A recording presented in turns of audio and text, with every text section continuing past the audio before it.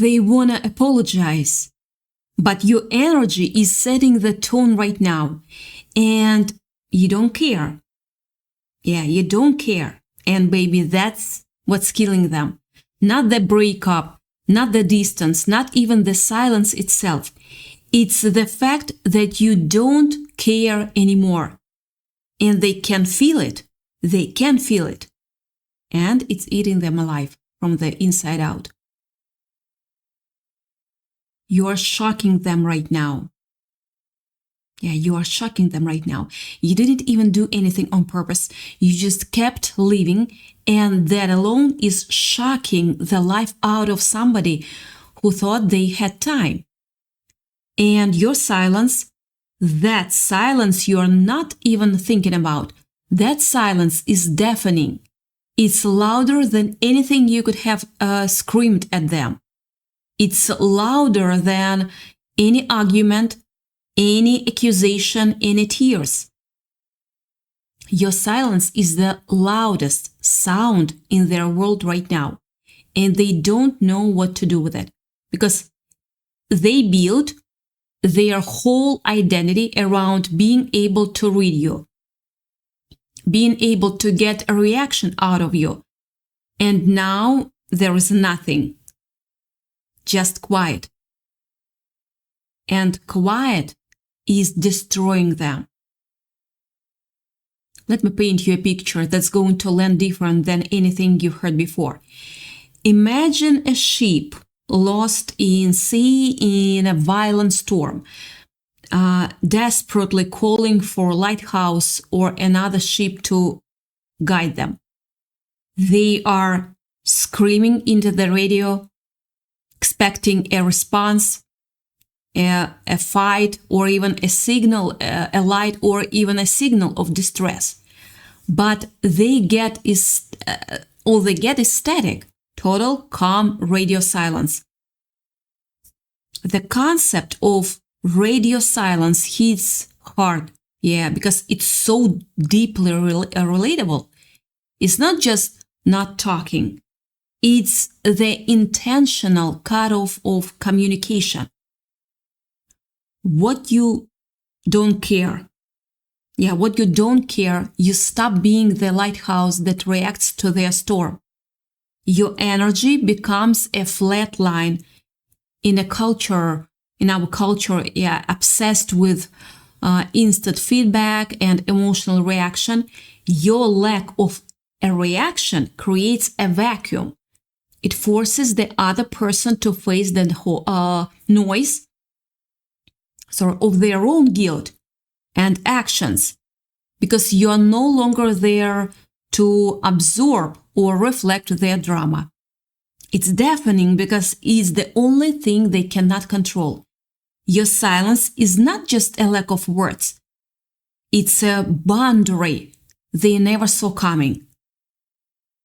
Okay, let me slow down for a second, because I want you to really sit with that, with what I just said, because some of you are gonna hear this and think I'm being dramatic, and I promise you I'm not being dramatic. Think about the last time you texted this person something simple, something that used to get an immediate response. 3 dots, heart eyes, oh my God, yes, OMG, yes, whatever it used to be.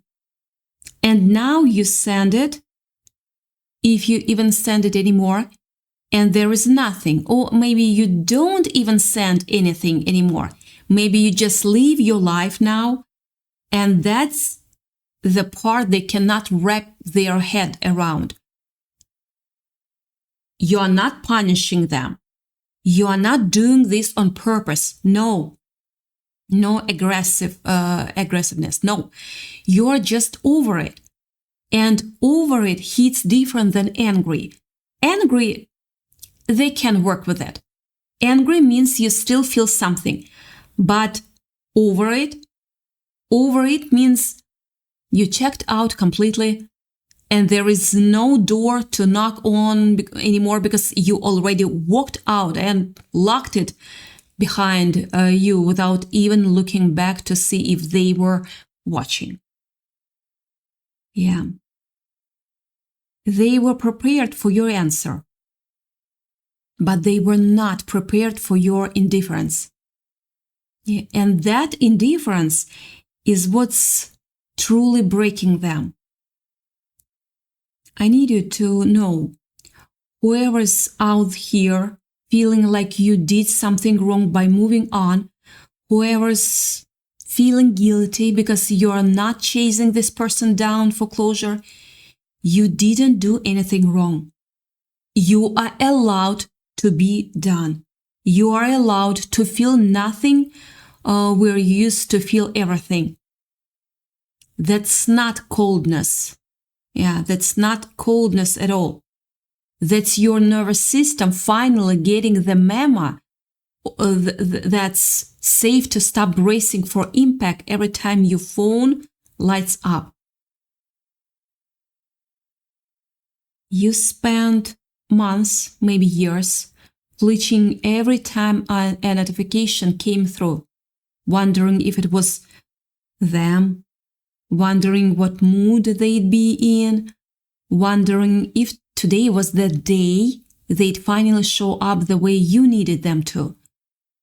And now you don't flinch anymore. You don't flinch anymore.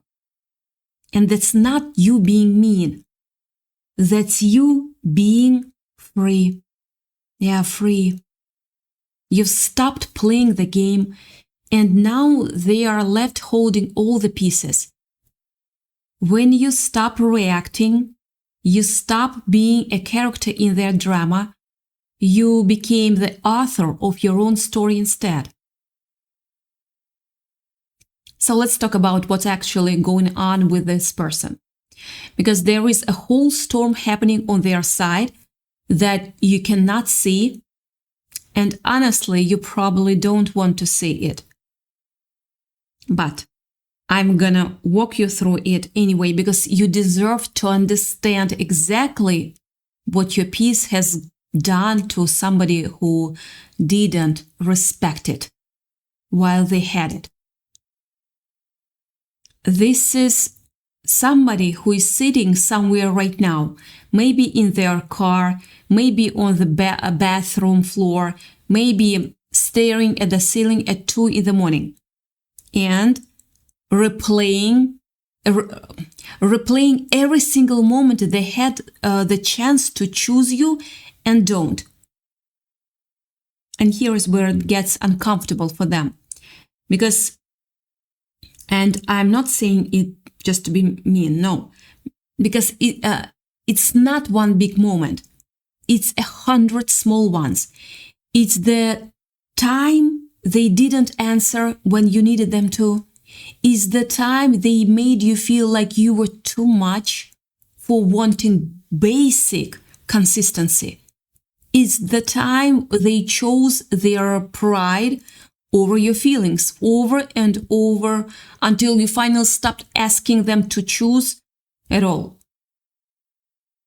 And now all those small moments have piled up into one giant wall, and they are standing on the other side of it, knocking, and nobody's coming to open the door because you already left the building. It's not that you're being cold. I want to repeat that part. It's that you are finally being at peace. And peace, for someone who thrives on chaos, is the most terrifying thing they've ever encountered. They want to come clean. Yeah, that's this energy. That's what this energy feels like. That need to confess, to explain themselves, to finally say the thing they were too scared or too proud to say when you were still standing right in front of them, begging silently for them to just be honest. Now that you are gone, now that your attention isn't guaranteed anymore, suddenly they've got all this clarity. Funny how that works, right? Yeah, it's really funny. Funny how people find their words the second those words don't matter anymore. This is somebody carrying real weight on their conscience. And it's not a light kind of guilt. It's the kind that sits in your chest and makes it hard to breathe some nights. The kind that shows up in the middle of a completely unrelated conversation with somebody else and makes them go quiet for no reason. No reason anymore around them. Anyone around them can understand. They are knocking on a door that you've quietly locked and walked away from, and they are starting to realize that you are not coming back to open it. And listen, I want you to picture something with me for a second, because I think it will help this land the way it's supposed to. Picture them at a gathering.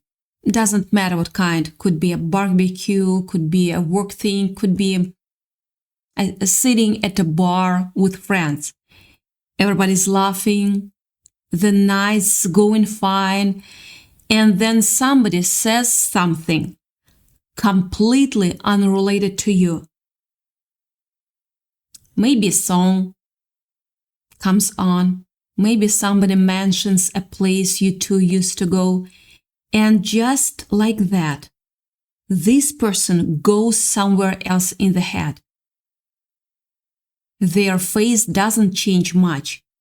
Maybe their eyes just get a little far away, but inside, they are back in a memory they cannot control anymore. They are back in the last real conversation you two had, the one where you told them you were done. And they are hearing your voice say it again, calm, not even yelling, just done.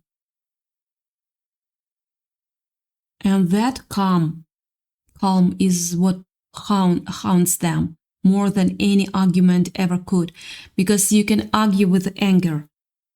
You cannot argue with somebody who has simply stopped caring. Your energy shifted from please see me to I finally see myself. And that shift is the thing they cannot recover from. This is somebody who's been distracting themselves. And I mean really working overtime to distract themselves, because sitting still with what they did is unbearable. Yeah, it's real unbearable.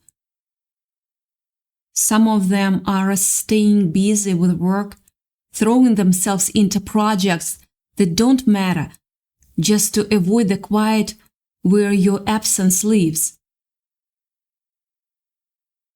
Some of them have picked up habits they didn't have before, like coping mechanism, extra drinks, extra scrolling, extra something, everything, anything to numb the specific ache of knowing they had something real and treated it like it was replaceable. Some of them jumped straight into something new, somebody new, thinking that would fill the space. And I need you to hear this part clearly. It didn't. It didn't fill the space. It never does, actually. You cannot fill a hole shaped exactly like a person with a person, shaped like a destruction. All that's happened is they have now got a brand new relationship built on the top of an unhealed wound. And that new connection is already showing cracks, because you cannot build something solid on a ground you never actually repaired. You cannot. And you agree with me. Silence is the loudest message you can send to somebody who didn't value your words. And that silence is echoing through every part of their new life. Here's what's wild about all of this. And I really want you to sit with this part, because it's the whole engine behind everything I'm telling you. This person is in this state, this spiral, this unraveling, not because you left. People survive breakups all the time and move on just fine. It's specifically because of how you left. It's because you didn't scream, you didn't beg, you didn't send the paragraph text explaining every way they hurt you. You left quietly. You just quietly, calmly, without drama, closed the door. And there is nothing more unsettling to somebody who thrives on being chased than watching the person they took for granted simply stop running after them. They expected a fight, they expected tears, maybe even a little bit of chaos, something they could point to and say, see, they still care. Instead, they got peace, they got silence, they got you living your actual life like they were a chapter, not the whole book, not the main character. And that silence, that peace, that's the thing that's shocking them to their core right now. You're no longer the mirror for their ego, and that's what's truly devastating them. They want a reaction to feel relevant, but your calm is making them feel invisible.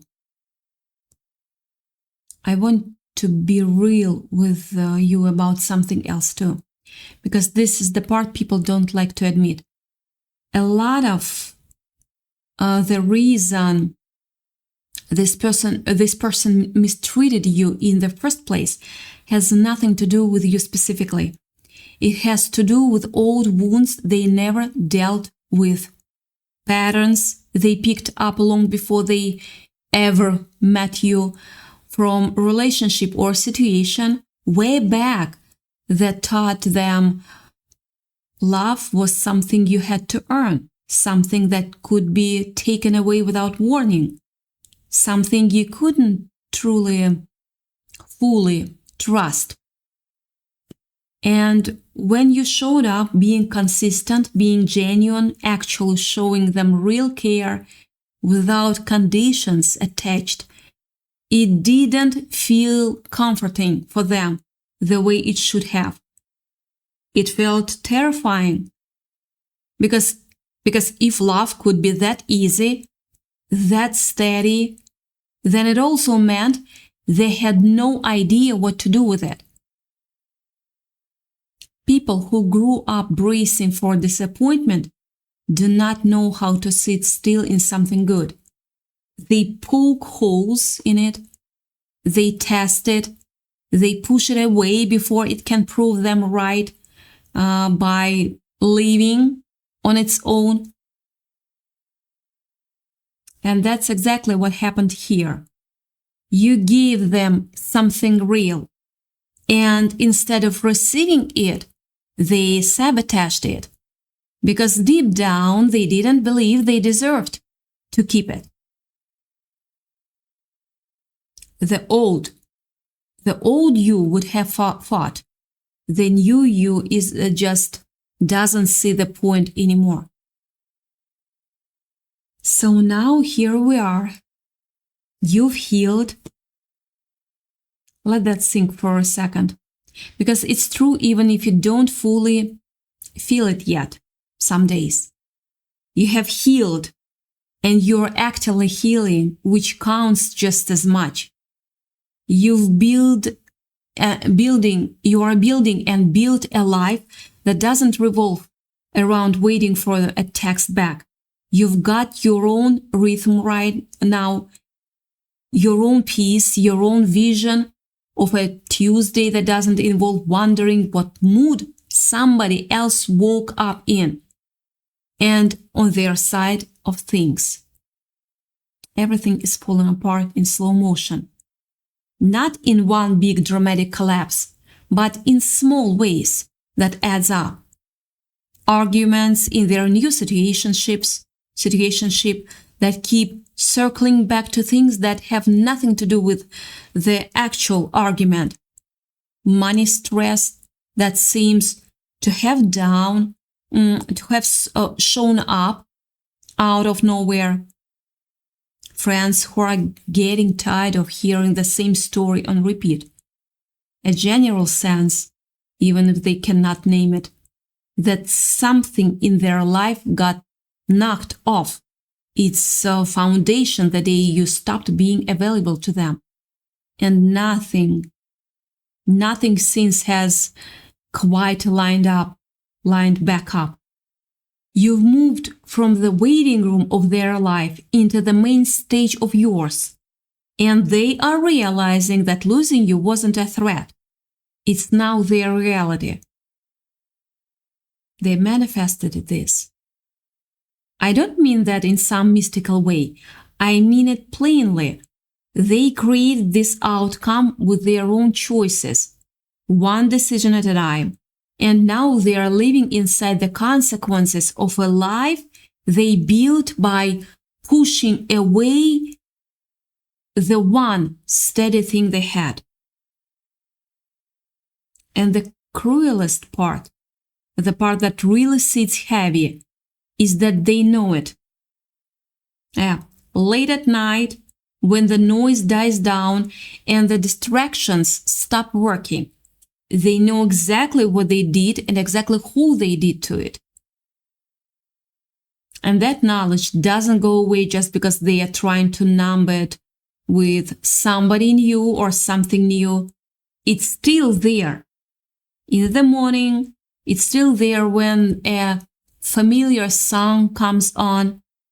It's still there every single time your name crosses their mind, which, let's be honest, is more often than they'd ever admit out loud to anyone. Your indifference is the final period at the end of a very long, exhausting sentence. And they are still reading that sentence over and over, hoping the ending will change, but it never does. Never. Now, I know some of you hearing all this might be tempted to feel a little bit of relief, maybe even a little bit of satisfaction, thinking, good, let them suffer, they deserve it. And I'm not gonna tell you that's wrong to feel, because it's human, and you're allowed to feel whatever comes up. But I want to gently pull you forward towards something bigger than revenge. Because revenge, even the quiet kind, still keeps you tethered to them in some ways. What I want for you, what I really actually believe is happening for a lot of you right now, whether you fully realize it or not, is something way better than watching somebody squirm. It's freedom. Yeah, real, actual freedom, where their apology, if it ever comes, if they ever get brave enough to say the words out loud, their apology lands on you like static, like background noise, like something that used to matter and just doesn't anymore, because you've already done the work of moving your life, your whole life, somewhere they are not invited back into. You didn't win with argument. You just outgrew the need to have it. And that outgrowing is the most powerful thing you could have ever done for yourself. Because here is the truth about apologies that comes this late. An apology that only shows up after someone realizes they lost you is not really about you at all. It's about them wanting relief from their own guilt. It's about them wanting to feel bad about what they did, not necessarily about making things right for you. But if they truly wanted to make things right, they would have done it while they still had the chance, while they were still standing there open and willing and hoping they chose differently. They didn't. They chose comfort over courage every single time it mattered. And now that the comfort is gone, now that they are sitting in the discomfort they avoided for so long, suddenly they've got all this insight, all this high hindsight, all this I should have. Should have doesn't rebuild anything. Should have is just regret wearing a nicer outfit. They want to apologize now because they cannot stand the weight of their own silence. But your silence has already said everything that needed to be said. So, what does this actually mean for you moving forward? Because I don't want to leave you just sitting in all of this heaviness without giving you somewhere real to land. It means you get to keep doing exactly what you have been doing, which is living, not performing, healing, or for an audience, not posting things hoping they will see how good you are doing, just actually living quietly for yourself, It means the next time your mind drifts back to them, it will sometimes. That's normal. You don't have to fight or shame yourself for it. You just notice it and let it pass through like weather. It means if they do ever reach out, if that apology text or that late night call ever actually comes through, you get to decide in that moment, not before, not out of habit, not out of old loyalty, but right there in that moment, what you actually want. Because you are not obligated to reopen a door just because somebody finally remember where you live. Your peace is not negotiable anymore. You've worked too hard to get here to let someone who didn't value you walk back in like nothing happened. And for those of you who already know deep in your gut that there is no version of this where you go back, I want you to feel good about that knowing. You didn't get cold, you didn't get bitter, you got clear. There is a difference. Bitter keeps you stuck looking backward, replaying the wrongs like highlight reel. Yeah, you cannot turn off. Clear lets you look at what happened, name it honestly, learn everything it had to teach you, and then close the book without needing them to write the ending for you. You already wrote your own ending. You wrote it the day you stopped waiting. And that ending doesn't include them, not because you are punishing them, because you finally realized that the person you were waiting for them to become, was never actually going to show up. You stopped waiting for a ghost to become flesh and blood. And that realization, that one single moment of clarity, changed everything. So let's bring this all the back all the way back around to where we started. Because this is really what the whole thing has been about from the first word. They want to apologize. And maybe they will never will. But either way, it barely matters anymore because your energy has already set the tone for how this whole situation ends. You don't care. Not out of spite, but out of genuine peace. And that peace, that unbothered, steady, moved on peace, is the exact thing that is unraveling them by piece. You are shocking them simply by being okay. You are shocking them by not needing them to feel bad in order for you to feel good. And your silence, the one that feels so light and normal to you now, is still every single day the loudest thing in their world. It's the louder than any argument you never had. It's louder than any tears you never shed. It's louder than every word you never said, because what you didn't say says everything. You didn't do that to hurt them. You did that to save yourself. And if it happens to be hurting them along the way, that's not on you. That was always going to be the cost of choosing someone who wasn't ready to actually show up for what you were offering. You offered something real. They fumbled it. Now they get to live in what's left.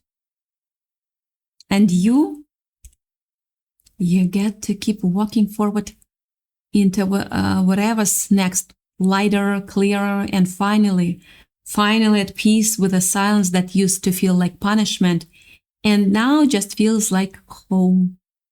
Yeah, home, because home is not a place you find in someone else. Home is the quiet you build inside yourself when you finally stop abandoning you for people who couldn't even stay. And you built that home. I'm proud of you. You built it brick by brick, day by day, moment by moment, every single time you chose yourself over the familiar ache of waiting. So stay there. Stay in that home. And let them keep knocking on a door that's not yours to open anymore. Your silence isn't empty. It's full of everything you used to give away and finally decided to keep.